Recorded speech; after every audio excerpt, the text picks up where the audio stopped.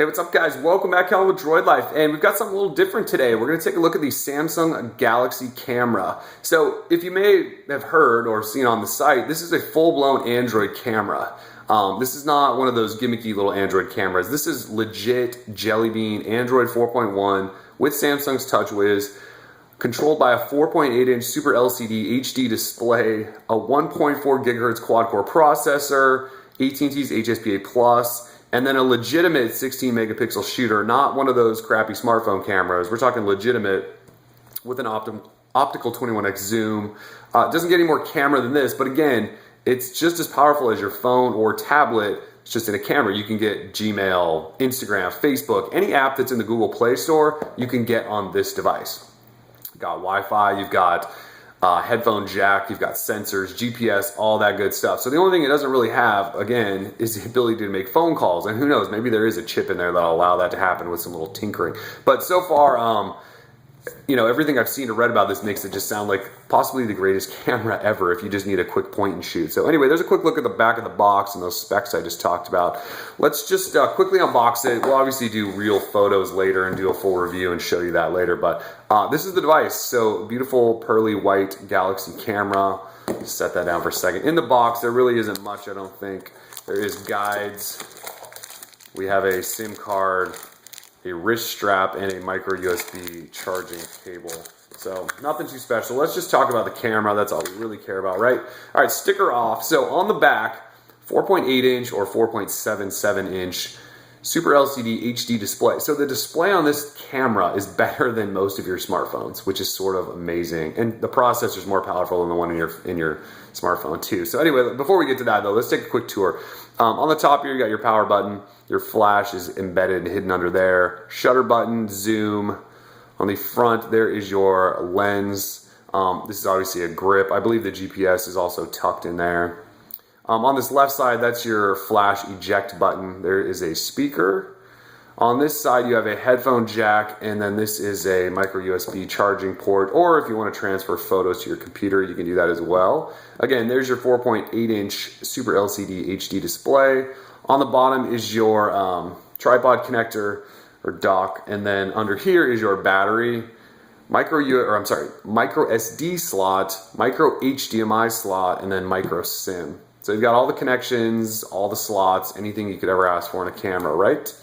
All right, so it's powered on, and I'm not gonna lie, actually before I do that, I'm not gonna lie, I've already powered this on and walked through setup so you guys didn't have to see it all. So now, once it's been set up and you press the power button, you get a little vibrate, and boom, camera. So it powers up pretty quickly, and it should. It's got a good processor and all that stuff in there. So if we want to take a picture, you can touch to focus on the screen just like you do your smartphone and snap them instantly with the shutter button on screen, or you can use the top shutter button, zoom it in, and then snap it. You can go into the video camera, and once you tap that, it just starts recording, I believe, 1080p video. You can snap photos while you're recording video. And then also Samsung's doing this cool thing where you can pause the video you're recording and come back to it later and hit recording, and it just picks up right where you left off. Great for parties and stuff like that. Or you can just stop it and complete your video. Also in here though, if we flip this up, maybe I just touch it. There we go. So you can get to, you know, some filters, fun filters and all that stuff. There's actually quite a few in there. Oh yeah, definitely lots in there. So we'll go ahead and swipe that down. If we go into mode, you can see there's auto mode. If we go into smart modes, is that a bug? Oh, there we go. You can see there's all kinds of, wow, that was a little buggy. You can see there is all kinds of different ones. We got beauty phase, best shot, continuous shot, landscape, macro, action, rich tone, panoramas, waterfalls. I'm actually interested and excited to use light trace. Those always make beautiful photos. But I mean, obviously there's all kinds of different options in here, right? And then of course you also have manual settings for aperture and all that good stuff. And these are just options that can be adjusted on the fly. So very cool. They've actually given you quite a bit of stuff to work with here. Auto is probably what most of you will use. If you've taken pictures, to get to them, it's just this button I tap down here, and here we are in pictures. There's the video I took, pictures I took. I believe you can pinch to zoom. Oh yeah. So you can pinch to zoom on all this stuff. Looks great, right? Also, I don't know if you noticed, but you can tap and there is your share button. So if you want to share with Instagram and all that good stuff, it's all there. Full-blown Android, Gmail, all that stuff, right? You can delete, you can also go in and edit photos while you're in here. Yep, there's a photo wizard. I'm not going to do that right now. Let's go back here. So we can get back to the camera. All right. From here though, this is where I wanted to go. Let me go back into the camera and show you how I did that. So once you're at the camera, and this is sort of where the magic happens. If we hit the home button up top, this takes you into the home screen, which is your full-blown Android 4.1 with TouchWiz. So home screens, I can flick between these, can pinch to zoom and add and change home screens and all that good stuff, just like you do on your normal smartphone. You'll notice something though, there isn't really a dock. If you go portrait, there is a dock down here, but I believe I tried to add stuff to it and it just wasn't feeling it. So I don't know what the issue is there, but basically they have a dedicated camera button or an apps button down there. If we want to go into apps though, again, you can see this looks just like TouchWiz.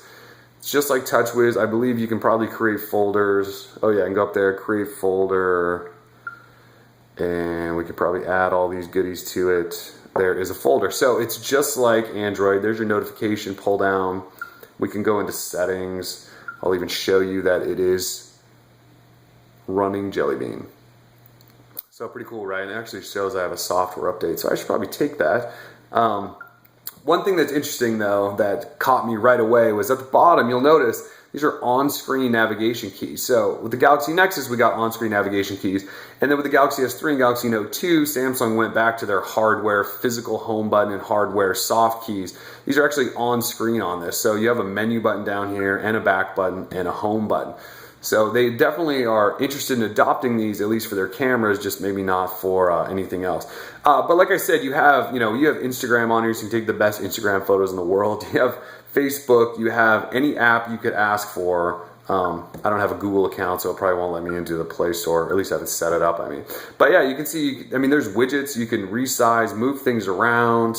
Google Music's on here if you want to listen to Google Music through your camera while on the go. It works in both portrait and landscape. Yeah, you have all your notifications, Wi-Fi, GPS. You can adjust brightness. The touchscreen appears to be really, really responsive. I haven't had any issues with it so far. In hand, it's about the size of a smartphone. It's just obviously there's all this extra thickness. This is what it looks like next to the Nexus 4. So you can see size-wise, they're actually not that much different. Obviously, the camera is just thicker and has bulges and all that stuff. But they're actually sort of similar in size. So, yeah, so this is that was my wireless charger. Apologize for that. So this is the Samsung Galaxy camera. Now, we're going to do a full review and take lots of, hopefully, beautiful pictures and all that good stuff and let you know if it's actually worthy of a camera. I believe it's $499 on contract. Actually, I don't know if there's a contract included, but I believe it's $499. So, it powers off just like an Android device. Oops. You just hold the power button down and power off, and okay. So, anyways, just a quick unboxing. Galaxy camera. We will get back to this. More pictures, all that good stuff. Anyways, we are Droid Life. Peace.